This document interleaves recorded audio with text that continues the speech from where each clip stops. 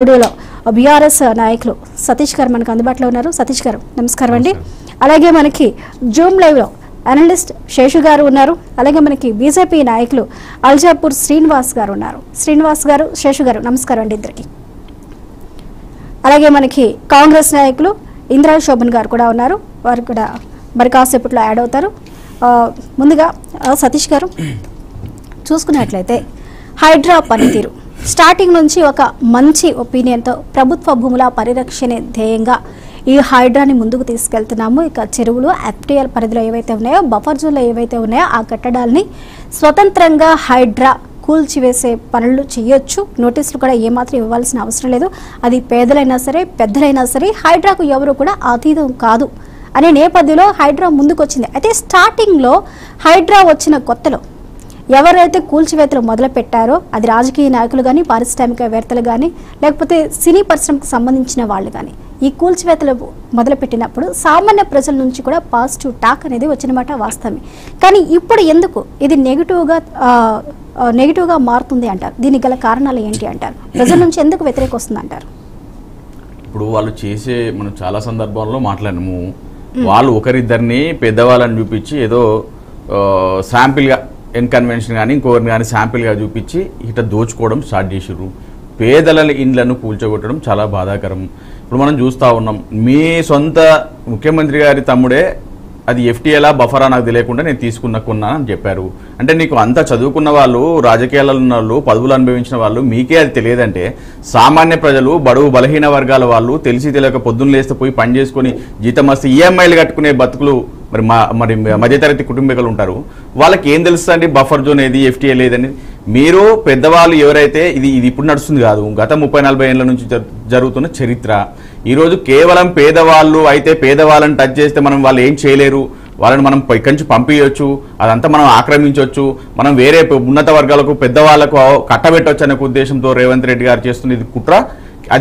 అది మంచి పద్ధతి కాదు. ఈ రోజు చాలా మంది బయటకు వచ్చి అడుగుతా ఉన్నారు, చిన్న పిల్లలండి. సతీష్ గారు, అంటే ఇప్పుడు ఈ భూములంతా సేకరించి ఇన్ని వందల ఎకరాలు సేకరించాము, ఇన్ని ప్లేసెస్ నుంచి తీసుకున్నామని ప్రభుత్వాలు నివేదికను విడుదల చేస్తున్నాయి. అయితే ఈ భూమిని సేకరించి మళ్ళీ పెద్దలకి ఇవ్వాలనే దురుద్దేశంతో చేస్తుందంటారా మీరు? 100% అండి. ఇప్పుడు మూసీ నది దగ్గర చిన్న ఇండ్లు, మూసీ నది గారు ఎవరు ఉంటారండి? పాపం పేదవాళ్ళు. ఆ మురికి, కాలువ, వాసన, రోగాలు, ఈగలు, దోమలకు జీవోత్సవాలుగా బతుకుతారు. అంటే లేకనే కదా జీవోత్సవాలుగా బతికేది.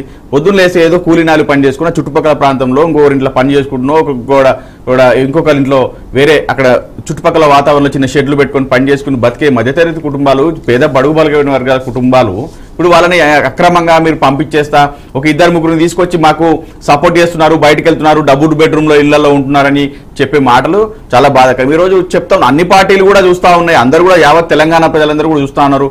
నిన్న తెలంగాణ భవన్కు ఇవి కూలగొడుతున్నారయ్యా, మమ్మల్ని కాపాడండి అయ్యా, మా ఇల్లు మేము పొద్దున్న లేస్తే మరి అక్కడ పని చేసుకునే వాళ్ళం, మేము ఎక్కడికి పోవాలి, మేము ఎలా బ్రతకాలి, మమ్మల్ని ఎక్కడో ఊరవతల డబుల్ బెడ్రూమ్ ఇల్లు ఇస్తే మేము ఎలా ఉండాలని చెప్పేసి రోధిస్తూ ఉన్నారు. తెలంగాణ భవన్కి వచ్చి కేసీఆర్ గారు, కేటీఆర్ గారు దయచేసి మమ్మల్ని కాపాడండి అని చెప్పేసి తెలంగాణ భవన్ మెట్లెక్కిన పరిస్థితి మనం చూస్తా ఉన్నాం. ఏడుస్తున్నారండి పాపం. ఇప్పుడు మీరు ఒక ఇల్లు మీరు నిర్దాక్షిణ్యంగా వచ్చి అపరాత్రి వచ్చి కూలగొడితే మీరు ఈ రోజు రేపు వాళ్ళు ఈఎంఐలు ఎట్లా కట్టాలి? ఇప్పుడు వాళ్ళు ఏమంటారు, మేము ఈఎంఐలు కట్టాలంటే మాకు ఇల్లే లేదు కదా, మేము ఈఎంఐలు ఎక్కడ కట్టాలంటే లేదండి, మీరు ఫేక్ ఈఎంఐ కట్టకపోతే ఫేక్ డాక్యుమెంట్లు పెట్టి మీరు లోన్ తీసుకున్నారని చెప్పేసి మీ మీద కేసులు పెడతామని వాళ్ళు భయభ్రాంతులు చేస్తా ఉన్నారు. అటు చూస్తే ఇల్లు లేదు, ఇటు చూస్తే ఈఎంఐలు కట్టాలి, ఉద్యోగం చేద్దామంటే ఎక్కడ ఉండాలనే పరిస్థితి. అంటే ఈ విధంగా రేవంత్ రెడ్డి గారిని నమ్మి ప్రజలు ఓటేస్తే ఈ రోజు రేవంత్ రెడ్డి గారు తెలంగాణ ప్రజల్ని మొత్తం నడి సముద్రంలో ముంచినట్టు రేవంత్ రెడ్డి గారు తెలంగాణ ఆగం చేసిండు. ఈ రోజు ఎక్కడ చూసినా కూడా నిర్బంధ పాలన. అరే ఉద్యోగాల కోసం ఉద్యోగాలు ఏవయా అని చెప్పేసి ప్రజలు అడుగుతా ఉంటే వాళ్ళు లేబర్ గాళ్ళు అని అంటాడు.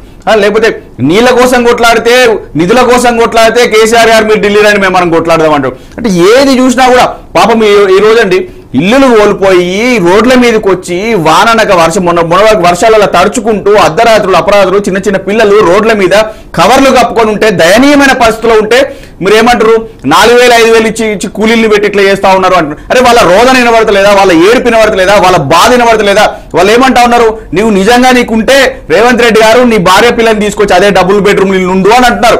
నీకు నిజంగా విలువ ఉంటే మీ తమ్ముడు బిల్డింగ్, మీ తమ్ముడు ఎక్కడైతే FTL కట్టినో అది కూలగొట్టు అంటున్నారు.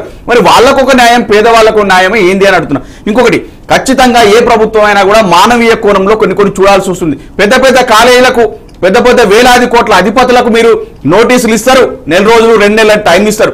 చిన్న వాళ్ళకు అర్ధరాత్రి పొద్దున 3 గంటలకు ఒక్కొక్కరు గర్భిణీలు ఉన్నారు, ఒక్కొక్కరు చిన్న పిల్లలు ఉన్నారు. వాళ్ళని తీసుకొని ఎక్కడికి వెళ్ళాలి మీరు? ఇది చాలా సెన్సిటివ్ ఇష్యూ అండి.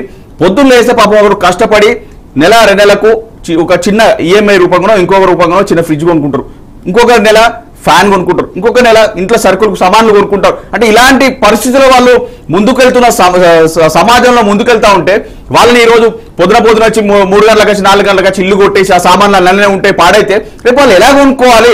మీకు మీరు ధనవంతులు, మీరు కబ్జాలు చేసి మీరు సంపాదించుకుంటారు కావచ్చు, మీకు వేరే పార్టీ నుంచి ఫండ్లు వస్తాయి కావచ్చు, మీకు ఇంకేదైనా చేసి డబ్బులు సంపాదించుకుంటారు. కానీ పాపం మేమందరం కూడా మధ్యతరగతి కుటుంబకులందరూ కూడా పొద్దున్న లేస్తే పని చేసుకునే బతకాలే, మీలాగా అక్రమ సొమ్ము మాకు వద్దు, మీలాగా అక్రమ సొమ్ము గడించి బతికేటోళ్ళం కాదు అని చెప్పి రోధిస్తా ఉన్నారు. ఖచ్చితంగా రేవంత్ రెడ్డి గారు దీన్ని వెనక్కి తీసుకోవాలి, ప్రజల పక్షాన ఉండాలి. ప్రజలు మిమ్మల్ని నమ్మి ఓటేసిరు, కానీ మీరు చెప్పింది మొత్తం అబద్ధం. ఈ రోజు కేవలం ఢిల్లీ గులాంగిరి చేస్తూ ఢిల్లీకి పోయేస్తున్నాడు తప్ప తెలంగాణ ప్రజలకు నయా పైసా ఇచ్చింది లేదు. దళిత బంధు అన్నారు, అది గంగల వేయింది. పెన్షన్లు వేస్తా అన్నారు, అది గంగల వేయింది. రైతు భరోసా ఇస్తానన్నారు, అది గంగల వేయింది. అంటే ప్రతిది కూడా మోసం, దగ.